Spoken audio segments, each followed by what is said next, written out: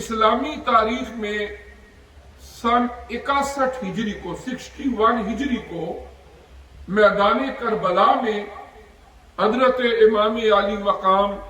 سیدنا امام حسین رضی اللہ تعالی عنہ اور ان کے خانوادہ کی انتہائی دردناک شہادت نے 61 ہجری کے بعد محرم الحرام کے اس بابرکت مہینے کے اندر اس خونی داستان کا بھی اضافہ کر دیا کہ تاریخ نبوت کے اندر کوئی ایسی مثال نہیں ملتی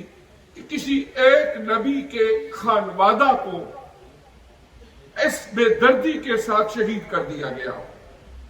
شہادت اسلام میں ایک بڑا اعلیٰ درجہ ہے. قرآن پاک کے دوسرے پارے میں سورہ البقرہ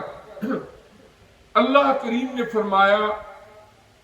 وَلَا تَقُولُوا لِمَن يُقْتَلُ فِي سَبِيلِ اللَّهِ أَمْوَاتٌ بَلْ أَحْيَاءٌ وَلَٰكِن لَّا تَشْعُرُونَ کہ جو لوگ اللہ تبارک و تعالی کی رضا کے لیے شہادت کا رتبہ پاتے ہیں انہیں اپنی زبانوں سے مت کہو کہ وہ مر گئے، انہیں مردہ نہ کہو، بلکہ وہ زندہ ہیں، لیکن ان کی زندگی کو سمجھنے کا تم شعور نہیں رکھتے، لیکن وہ زندہ ہے. دو چیزیں ہوتی ہیں، ایک ہوتا ہے کسی آئیڈیا کو، کسی نظریہ کو الفاظ کا جامہ پہنا کے اپنی زبان سے ادا کرنا، اس کو کہتے ہیں قول بات. اس آیت نے فرمایا وَلَا تَقُولُوا لِمَن يُقْتَلُ فِي سَبِيلِ اللَّهِ أَمْوَاتٌ کہ اپنی زبانوں سے یہ مت کہو کہ جنہوں نے اللہ کے رستے میں شہادت کا رتبہ پایا وہ مر گئے، بلکہ وہ زندہ ہیں، لیکن تم ان کی زندگی کو سمجھنے کا شعور نہیں رکھتے. اور دوسری چیز کیا ہوتی ہے کہ الفاظ تو ادا نہیں کیے، لیکن اپنے دل و دماغ کے اندر ایک سوچ، ایک فکر، ایک آئیڈیا گردش کرتا رہے، بندہ گمان کرتا رہے کہ اے تو فوت ہی ہوئے ہیں نا، ان کے وجود کو ہم نے دیکھا، کٹا، ان کا خون گرا، ان کو دفن کیا، اب کیا ہے وہ مر گئے، یہ گمان بندہ کرنا شروع کر دے. تو قرآن کی دوسری آیت میں اللہ پاک نے فرمایا وَلَا تَحْسَبَنَّ الَّذِينَ قُتِلُوا فِي سَبِيلِ اللَّهِ أَمْوَاتٌ کہ جو لوگ اللہ کے رستے میں شہادت کا رتبہ پا گئے انہیں کبھی گمان بھی نہ کرو کہ وہ مر گئے، بلکہ وہ زندہ ہیں اور اللہ کے ہاں انہیں رزق بھی دیا جاتا ہے. یہ اللہ تعالیٰ نے شہداء کا رتبہ قرآن پاک میں بیان فرمایا ہے، اور اس کے علاوہ بھی احادیث مبارکہ کے اندر حضور نبی کریم علیہ الصلوۃ والسلام نے شہید کا یہ رتبہ بیان فرمایا کہ شہید کے خون کا قطرہ اس کے وجود سے نکل کر زمین پر گرنے سے پہلے پہلے اللہ کریم اس کے سارے گناہوں کو معاف کر دیتے. لیکن یہ وہ شہداء کوئی بھی کسی دور میں بھی زندگی کا کوئی بھی دور ہو، یہ شہادت کے جو فضائل بیان کیے گئے یہ ہر ایک کے لیے ہیں، لیکن محرم الحرام کے بابرکت مہینے میں جن شہداء کربلا کے حضور ہم نذرانہ عقیدت پیش کرتے ہیں وہ کوئی عام شہداء نہیں ہے. ایک طرف انہیں صحابیت کا درجہ نصیب ہے، حضور علیہ الصلوۃ والسلام کی صحبت نصیب ہوئی، اور دوسری طرف آل بیت اطہار کے وہ عظیم المرتبت فرد تھے. اور قرآن پاک نے ان کی پاکیزگی کو بیان کیا، قرآن پاک نے ان کی عظمت کو بیان کیا، اور نبی کریم علیہ السلام نے ان عظیم المرتبت ہستیوں کی خود تربیت کی اور حضور علیہ السلام نے ان کے فضائل بیان فرمائے۔ حضرت امام علی مقام سیدنا امام حسین رضی اللہ تعالی عنہ، آپ ہجرت کا جب 5واں سال تھا، شعبان المعظم کی 4 تاریخ کو آپ کی ولادت باسعادت ہوئی، اور تقریباً 7 سے 8 سال آپ کی زندگی کے وہ گئے کہ جو انہوں نے حضور نبی کریم علیہ السلام کی صحبت میں گزارے۔ حضور علیہ السلام نے حضرت امام حسن اور حضرت امام حسین رضی اللہ تعالی عنہما جب ان کی ولادت ہوئی تو ان کے نام خود تجویز کیے۔ حضرت علی شیر خدا رضی اللہ تعالی عنہ اپنی طرف سے مختلف نام رکھنا چاہتے تھے۔ حضرت امام حسن کا نام حضرت علی شیر خدا رضی اللہ تعالیٰ نے حمزہ تجویز کیا، حضرت امام حسین رضی اللہ تعالیٰ عنہ کا نام جعفر تجویز کیا، لیکن نبی کریم علیہ السلام نے فرمایا کہ بڑے بیٹے کا نام حسن اور پھر چھوٹے بیٹے حضرت امام علی مقام سیدنا امام حسین رضی اللہ تعالیٰ ان کا نام آپ نے فرمایا کہ ان کا نام حسین ہے۔ اور حضور علیہ السلام نے خود نام تجویز کیے، اپنا لعاب دہن ان کے منہ میں ڈالا، اور حضور صلی اللہ علیہ وآلہ وسلم نے فرمایا کہ یہ دونوں شہزادے یہ جنتی نوجوانوں کے سردار ہیں، یہ دونوں جنتی پھول ہیں۔ ایک دفعہ حضور علیہ السلام منبر پہ مسجد نبوی میں خطبہ دے رہے تھے، ظاہر ہے عمر چھوٹی تھی، یہ بچے جب دور سے آ رہے تھے لڑکھڑاتے ہوئے تو نبی کریم علیہ السلام نے ان کی محبت میں خطبہ چھوڑ کے جا کے ان کو سنبھالا اور پھر خطبہ شروع فرما دیا، اور جب آپ واپس تشریف لائے خطبہ شروع کیا تو آپ نے ہلکی سی مسکراہٹ کے ساتھ فرمایا کہ واقعی قرآن میں اللہ پاک نے فرمایا ہے کہ اولاد ایک بہت بڑی آزمائش ہے، کہ میں نے جب اپنے ان بچوں کو دیکھا کہیں گر نہ جائیں تو میں ان کو سنبھالنے کے لیے چلا گیا، اور یہ آقا علیہ السلام کی ان کے ساتھ ایک محبت تھی۔ تو اس طرح یہ ہے کہ جن شہداء کربلا کا تذکرہ محرم الحرام میں آج ہم کر رہے ہیں، یہ کوئی عام ہستیاں نہیں، ان کی پاکیزگی اور ان کی طہارت کو اللہ نے قرآن میں بیان کیا۔ سورہ الاحزاب میں فرمایا انما یرید اللہ لیذھب عنکم الرجس اہل البیت ویطہرکم تطہیرا، فرمایا اللہ یہی چاہتا ہے کہ ان آل بیت کو ہر طرح کی ناپاکی نجاست کوئی بھی ایسی چیزوں سے پاک کر دے۔ اللہ نے ان کو پاک کیا، وَيُطَهِّرَكُمْ تَطْهِيرًا، اور اللہ پاک انہیں خوب صاف ستھرا کر دے۔ یہ اللہ تعالیٰ قرآن پاک میں ارشاد فرما رہے ہیں۔ اب یہاں پر جو فرمایا گیا اہل البیت، اب اس سے مراد کون ہے؟ حضور نبی کریم علیہ السلام سے جب پوچھا گیا کہ یہاں پر جو آپ نے ارشاد فرمایا ہے اہل البیت، اس سے مراد کون ہے، تو آپ نے فرمایا حضرت سیدنا علی شیر خدا رضی اللہ تعالیٰ عنہ، حضرت سیدہ فاطمہ الزہرا رضی اللہ تعالیٰ عنہ، حضرت امام حسن رضی اللہ تعالیٰ عنہ، اور حضرت امام حسین رضی اللہ تعالیٰ عنہ۔ تو حضور نبی کریم علیہ السلام نے ان کے فضائل کو خود بیان فرمایا۔ اللہ تبارک و تعالی نے قرآن پاک میں ان کی عظمتوں کو بیان فرمایا۔ آپ نے فرمایا حضور علیہ السلام نے حضرت سیدنا عبد الرحمن بن عوف رضی اللہ تعالیٰ عنہ اس کے راوی ہیں، ایھا الناس، اپنی امت کو مخاطب کر کے فرمایا، پوری امت کو کہ اے میری امت، اے لوگو،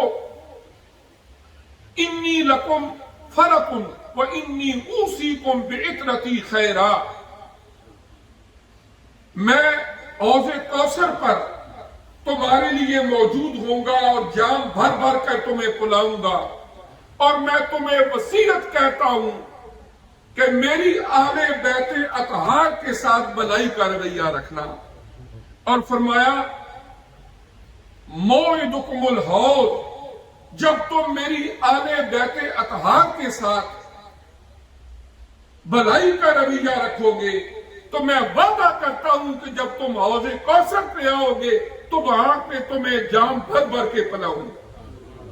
یعنی حضور نبی کریم صلی اللہ علیہ وآلہ وسلم نے اپنے اہل بیت اطہار سے اپنی امت کو محبت کا، خلوص کا، عقیدت کا تعلق رکھنے کی تلقین کی۔ حضرت امام شافعی رحمت اللہ علیہ، جن کی بہت ساری حکایتیں، بہت سارے واقعات ایسے ملتے ہیں کہ ان کی اہل بیت اطہار سے ایک لگاؤ، ایک محبت کا جذبہ تھا۔ ان کا ایک ربائی ہے، اشعار ہیں دو۔ حضرت امام شافعی رحمت اللہ علیہ فرمایا کرتے تھے یا آل بیت رسول اللہ حبکم فرد من اللہ فی القرآن انزلہ، کہ اے میرے پیارے نبی صلی اللہ علیہ وآلہ وسلم کے آل بیت، تمہاری محبت ہماری اوپر فرض قرار دے دی گئی ہے، اس لیے کہ اللہ نے قرآن میں ہمیں حکم دیا ہے کہ ہم تم سے محبت کریں، ہم تم سے پیار کریں۔ کفاکم من عظیم القدر انکم من لم یصلی علیکم لا صلاۃ لہ، اللہ نے جو آپ کو رتبے عطا کیے، جو مرتبے عطا کیے، ان کے لیے اتنی بات کافی ہے کہ جو بندہ نماز پڑھتا ہے، اگر دوران نماز آپ پر درود نہیں پڑھتا تو اس کی نماز نہیں ہوتی۔ جب ہم تشہد بیٹھتے ہیں، جب ہم آقا علیہ السلام پر درود پڑھتے ہیں، اللہم صلی علی محمد وعلی آل محمد، کہ اے پیارے رب اپنی رحمتیں اور برکتیں نچھاور فرما اپنے پیارے حبیب نبی محمد الرسول اللہ پر، تو وہاں پر ہم کہتے ہیں اللہم صلی علی محمد وعلی آل محمد کما صلیت علی ابراہیم وعلی آل ابراہیم انک حمید مجید، اللہم بارک علی محمد وعلی آل محمد کما بارکت علی ابراہیم وعلی آل ابراہیم انک حمید مجید۔ حضرت امام شافعی فرماتے ہیں کہ آپ کی بے شمار عظمتیں ہیں اے میرے نبی کے اہل بیت اطہار، لیکن اللہ نے ہمیں جب نماز پڑھنے کا حکم دیا ہے، قیامت تک جو بھی اہل ایمان ہیں وہ نفل پڑھے، وہ وتر پڑھے، وہ فرض پڑھے، وہ سنتیں پڑھے، وہ عید پڑھے، وہ جمعہ پڑھے، جس وقت وہ تشہد میں جا کے بیٹھیں گے اللہم صلی علی محمد وعلی آل محمد پڑھتے رہیں گے۔ اور اگر کوئی بغض کی وجہ سے یہ نہیں پڑھتا اس کی نماز ہی نہیں۔ جو بغض رکھتا ہے اہل بیت اطہار سے وہ اپنے لیے جہنم کا سودا کر رہا ہے، اس لیے کہ میرے نبی نے فیصلہ کر دیا تھا کہ میرے اہل بیت اطہار حضرت نوح علیہ السلام کی کشتی کی طرح ہے، کہ جب حضرت نوح علیہ السلام نے وہ کشتی بنائی تھی، جو لوگ اس کشتی میں آ کے بیٹھے اللہ نے انہیں نجات دے دی، اور جو باہر تھے وہ اس فلڈ کے اندر، اس سیلاب کے اندر، پانی کے اس طوفان کے اندر بہ گئے۔ آقا علیہ السلام نے یہ مثال دے کے فرمایا کہ میرے آل بیت اطہار بھی حضرت نوح علیہ السلام کی کشتی کی طرح ہے، جس نے ان سے عقیدت کا تعلق رکھا، تمسک رکھا، ان سے محبت کی، وہ نجات پا جائے گا، اور جو ان سے بغض رکھے گا، خواہ وہ تہجد گزار ہو، سارا دن اس کے ہاتھ میں تسبیح ہو، ماتھے کے اوپر بڑا محراب بنا ہوا ہو، لیکن آل بیت اطہار سے بغض رکھو گے، نفرت کرو گے تو کیا ہوگا؟ آقا علیہ السلام نے فرمایا جنت کی بو بھی نہیں سونگھ سکو گے۔ اللہ اکبر، یا رسول اللہ، یا اور اللہ کریم نے سورہ الشورى اس کی آیت نمبر 23 ہے۔ آقا علیہ السلام نے اپنی امت کو کیا فرمایا؟ قُلْ لَا أَسْأَلُكُمْ عَلَيْهِ أَجْرًا إِلَّا الْمَوَدَّةَ فِي الْقُرْبَى۔ یہ اللہ کا قرآن ہے۔ آقا علیہ السلام نے فرمایا میں نے اپنی 23 سالہ نبوی زندگی میں اعلان نبوت کے بعد بے شمار مشکلیں برداشت کی، مصائب اور اذیتیں برداشت کی، اس دین اسلام کو اے میری امت میں نے تم تک پہنچانے میں کوئی کسر نہیں چھوڑی، لیکن میں نے جو کچھ بھی ایفرٹ کی، کاوشیں کی، میں آپ سے کوئی بدلہ نہیں چاہتا، مجھے کوئی اجر آپ سے نہیں چاہیے، کوئی ریوارڈ نہیں چاہیے، میرا اللہ مجھے اس کا ریوارڈ دے گا، لیکن ایک بدلہ میں تم سے ضرور چاہتا ہوں، اِلَّا الْمَوَدَّةَ فِي الْقُرْبَى، لیکن ان میری ساری محنتوں کو جب یاد کرو گے تو اس کا بدلہ تم مجھے یہ دینا کہ میرے آل بیت سے محبت کرنا، میرے آل بیت سے محبت کرنا۔ اور حضور نبی کریم صلی اللہ علیہ وآلہ وسلم نے ان کی محبت سکھائی،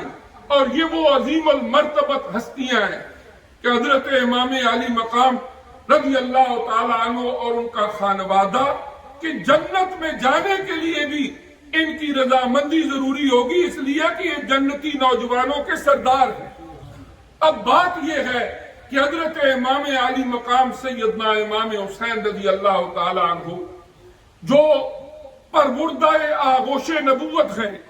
شہزادہ گلگوں قبا، شہید دشت کرب و بلا،